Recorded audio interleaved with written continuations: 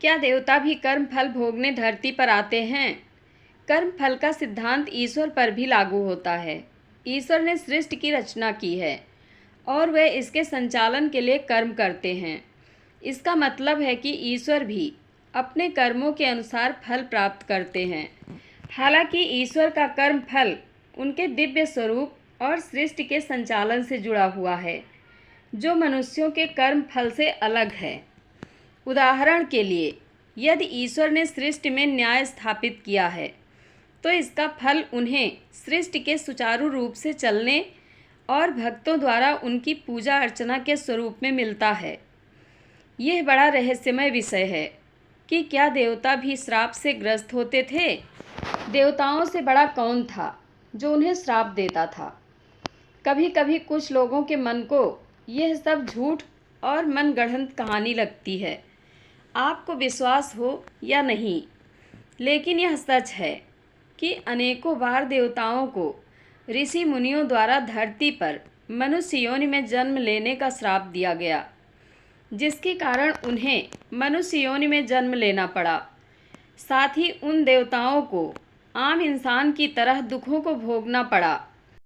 पौराणिक गाथाओं में अनेकों स्थान पर इस बात का उल्लेख मिलता है कि जब भी तपस्वी गण देवताओं से क्रोधित हो जाते थे, तो वह उन्हें धरती पर मनुष्य योनि में पैदा होने का शाप दे देते थे, जो सच होता था। इसका अर्थ यह स्पष्ट है कि प्राचीन काल से ही इस बात को जाना जाता है कि मनुष्य योनि में जन्म लेने का अर्थ है कष्टों को भोगना, क्योंकि यह बात जग जाहिर है कि भूलोक का जीवन कितना कठिन है। आज हम आपको एक ऐसी ही अद्भुत कहानी से परिचित कराएंगे जिसमें देवता गणों को ऋषि मुनि के श्राप मिलने के बाद उन्हें देवता से मनुष्य बनना पड़ा, लेकिन उस श्राप से बचने के लिए उन्होंने जो उपाय निकाला वह बहुत ही आश्चर्यचकित कर देने वाला था। जब आप इस कहानी को जानेंगे तो यही सोचेंगे कि इतनी छोटी सी गलती का इतना बड़ा दंड कितना अन्यायपूर्ण था। यह कहानी है अति प्राचीन समय महाभारत काल के पूर्व की।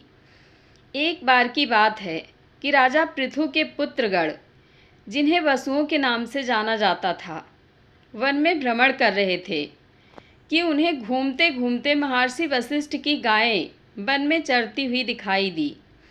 अति श्वेत वर्ण की महर्षि वशिष्ठ की वह गायें बहुत मनमोहक थीं। ऐसा कहा जाता था कि जो भी महर्षि वशिष्ठ की उन गायों का दूध पी लेता था, तो उसके चेहरे एवं शरीर के सौंदर्य में 4 गुना वृद्धि हो जाती थी। राजा पृथु के पुत्र देव के मन में लालच आ गया।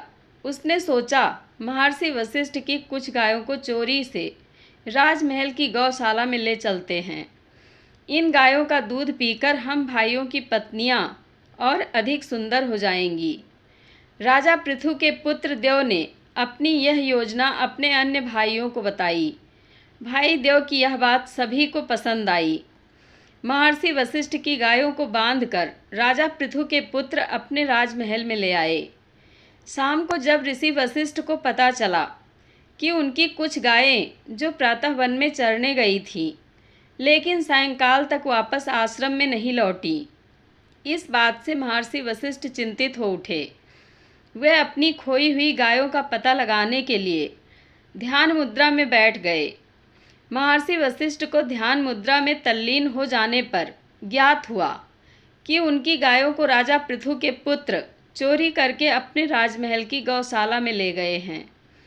महर्षि वशिष्ठ राजा पृथु के पुत्रों की इस धृष्टता से अत्यंत क्रोधित हो गए। वे गुस्से में लाल तमतमाते हुए राजमहल पहुंच गए। वे राजमहल के द्वार पर खड़े होकर राजा पृथु को आवाज़ लगाने लगे। द्वारपालों ने भागकर राजा पृथु को बताया कि राजमहल के द्वार पर स्वयं महर्षि वशिष्ठ आए हैं, जो देखने में बहुत क्रोधित लग रहे हैं। राजा पृथु यह समाचार सुनकर अत्यंत चिंतित हुए और राजमहल के बाहर दौड़े दौड़े आए। राजा पृथु ने देखा कि महर्षि वशिष्ठ वास्तव में उनके राजमहल के द्वार पर खड़े हैं और बड़े गुस्से में हैं। राजा पृथु ने उन्हें अपने महल के अंदर बुलाना चाहा, लेकिन वह नहीं माने। महर्षि वशिष्ठ ने राजा पृथु को बताया कि उनके पुत्र उनकी आश्रम की गायों का हरण कर अपने साथ ले आए हैं। पहले राजा पृथु को विश्वास नहीं हुआ, लेकिन जब उन्होंने अपने पुत्र देव को बुलाकर पूछा तो सारा मामला समझ में आ गया। राजा पृथु के पुत्र देव को देखते ही महर्षि वशिष्ठ क्रोध से आग बबूला हो गए।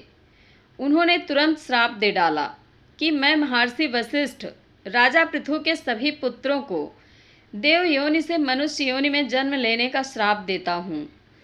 राजा पृथु ने हाथ जोड़कर महर्षि वशिष्ठ से प्रार्थना की कि वह उनके पुत्रों को श्राप मुक्त कर दें, लेकिन महर्षि वशिष्ठ न माने। राजा पृथु के सभी पुत्र श्रापग्रस्त होकर दुखी हो गए थे। इस श्राप से मुक्ति पाने के उद्देश्य से वह सभी देवी गंगा के पास गए। देवी गंगा ने राजा पृथु के पुत्रों को बताया कि वह उन्हें श्राप मुक्त तो नहीं कर सकती, लेकिन महर्षि वशिष्ठ के इस श्राप के दंड को कुछ कम कर सकती हैं। देवी गंगा ने बताया कि अगले जन्म में मैं तुम भाइयों को मनुष्य योनि में जन्म लेने का माध्यम बनूंगी, लेकिन जन्म के बाद ही मैं उन्हें गंगा में डुबोकर मार डालूंगी, जिससे तुम सब भाई फिर से देव योनि को प्राप्त कर लोगे। इससे महर्षि वशिष्ठ का श्राप भी पूरा हो जाएगा और तुम राजा पृथु के पुत्र मनुष्य योनि के कष्ट भोगने से बच जाओगे। अगले जन्म में वही सब कुछ हुआ जो देवी गंगा ने कहा था। राजा शांतनु और गंगा के 8 पुत्र हुए, लेकिन गंगा ने अपने 7 पुत्रों को जन्म लेते ही गंगा नदी में डुबोकर मार डाला। लेकिन जब गंगा अपने 8वें पुत्र को नदी में डुबोकर मारने जा रही थी कि राजा शांतनु ने उसे मारने से रोक दिया। इस तरह गंगा अपने 8वें पुत्र को पानी में डुबोकर न मार सकी। राजा शांतनु द्वारा गंगा के 8वें पुत्र को मार डालने से रोका जाना विधाता की मंशा थी, क्योंकि पूर्व जन्म में राजा पृथु के इस पुत्र को मनुष्य योनि का कष्ट जो भोगना था। पूर्व जन्म में यह राजा पृथु का वही बेटा देव था जिसने महर्षि वशिष्ठ की गायें चोरी करने की योजना बनाई थी। गंगा का यह पुत्र भीष्म के नाम से प्रसिद्ध हुआ। उन्हें मनुष्य योनि में तमाम दुख झेलने पड़े। ईश्वर और कर्म फल का संबंध। ईश्वर कर्मों का फल देने वाले हैं, लेकिन वे स्वयं कर्मों के बंधन से मुक्त हैं। वे कर्मों के फल को नियंत्रित करते हैं, लेकिन वे स्वयं कर्मों से प्रभावित नहीं होते हैं। इसका मतलब है कि ईश्वर न्याय करते हैं, लेकिन वे स्वयं किसी भी कर्म के फल से बंधे नहीं हैं। जय श्री कृष्ण। आप लोगों को कथा अच्छी लगे तो वीडियो को हाइप जरूर करें। धन्यवाद।